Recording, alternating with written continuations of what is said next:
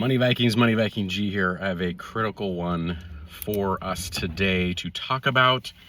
This has to do with reaching a magical number in terms of your investing journey that will make all the difference. This is really targeted at sort of people in their 20s and 30s and early 40s mainly. Although it's never too late and people are living a lot longer. But what I'm going to talk about, if you can get this going in your 20s and 30s and early 40s, you're going to be set up very well. And I'm going to talk about the math in a very simple, straightforward way. So the bottom line I want to talk about is this. A lot of investing and a lot of your true wealth journey is actually about reaching a critical mass point.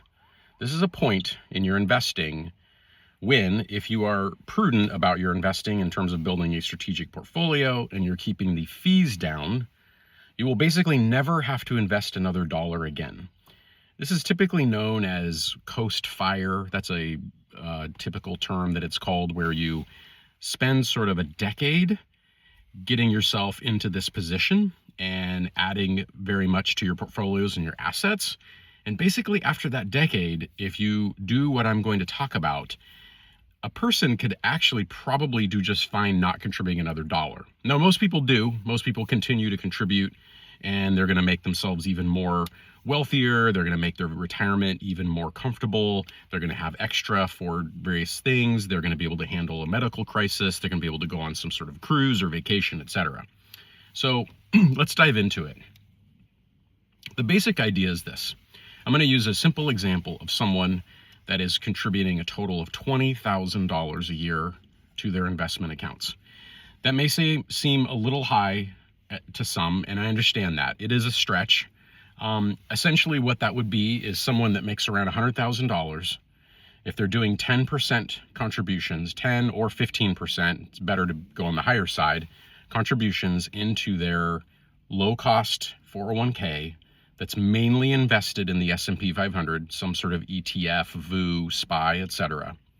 So if they're doing 10,000, and then if there is any kind of match, sometimes people have a 5-6% match, you're going to be around that $20,000 number. What is that going to mean? It essentially breaks down to about $1,700 a month.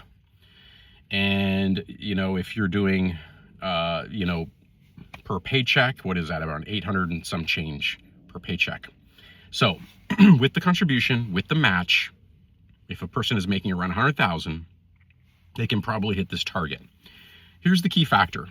If a person does that and they, basically let's go through various stages. We're going to go through 100,000, 300, 500, and $1 million. But here's what I'm going to say.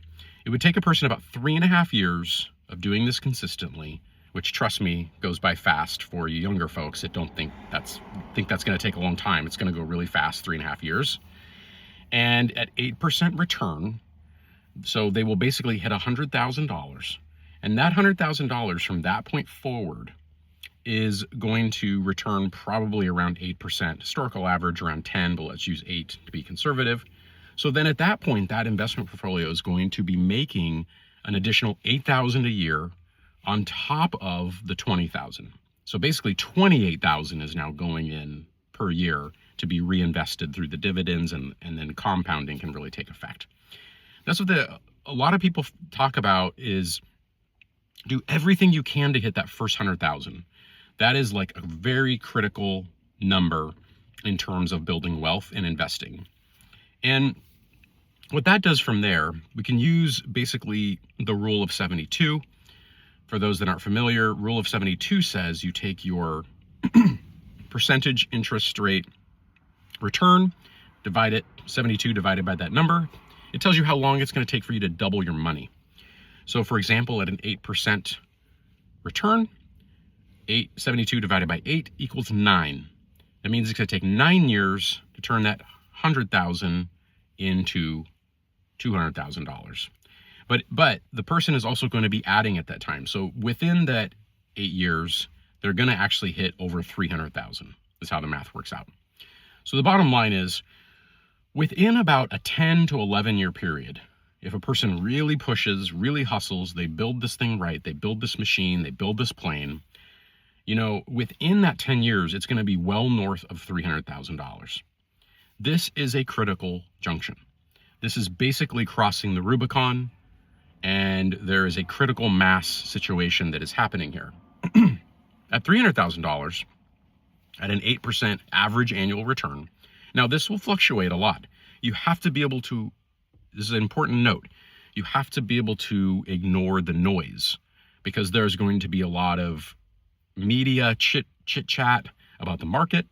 There's going to be a lot of things that happen in 10 years, a lot of doom and gloom each year, and things that are like, existential crises.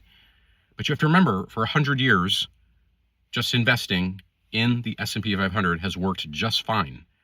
There's really no information that says that's not going to continue to work from this point forward. So the point being, at $300,000, you cross the Rubicon. You're north of it at this point, but at 8% a year, that's $24,000. So at this point, the amount of growth and compounding is now far exceeding what you're putting in. So you worked really hard for 10 years. It was very painful, it can be, to put in that money and to not have that money, to have to live under that budget for that time.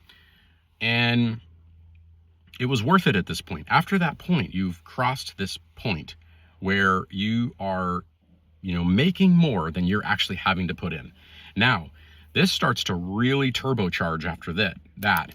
And the times that it takes to double decrease, because the critical mass amount of over 300,000 has been achieved. So within a couple years after that, you'll hit 500,000 if you continue doing this. So just within, let's say, a span of under 15 years, you're at 500,000. And that's when things really start to take off. Now, 500,000, that portfolio is pulling back in and making a little over $40,000 a year. So that's now over double what you're putting in. So now you got 60,000 going in and you're only doing 20. So you keep doing that for a few more years and you're going to finally hit that $1 million point, probably within 20 years. At that point, you're in really good shape, because that 8% is making 80,000 a year. So it's basically a salary is what it is pulling in. And from that point, the compounding and the growth just continue to go on and skyrocket. So this is the magical investing numbers that you want to hit. You want to hit the magical number of 100,000. It's hard to get there, but it's a psychological thing, and it's a proof of concept. It proves you can do it. Then you want to hit the magical financial number of 300,000, where the investment gains beat what you put in. That's an interesting crossing the Rubicon, I call it. And then you're going to hit the 500 and the 1 million mark, where you're basically going to start replacing a salary. And you're going to create what I call in my book, passive income machine. You've created a passive income machine. So again, check out my book, Wealth, the Money Viking Way. And that is going to have all this in there and more, tons more. And that's really part of it. So the first 10 years are critical. Hit that magic investing number. Now you can play with these numbers. You can live off ramen and live like a poor college student with roommates for 10 years. And you could probably hit this number. You probably hit these numbers way faster if you really, really grind. But you got to enjoy life as well. You got to balance things. But that's the point of hitting compounding and critical mass and bringing it all together to build your passive income machine. Hope this helps, guys. Hit that magic number. Take care.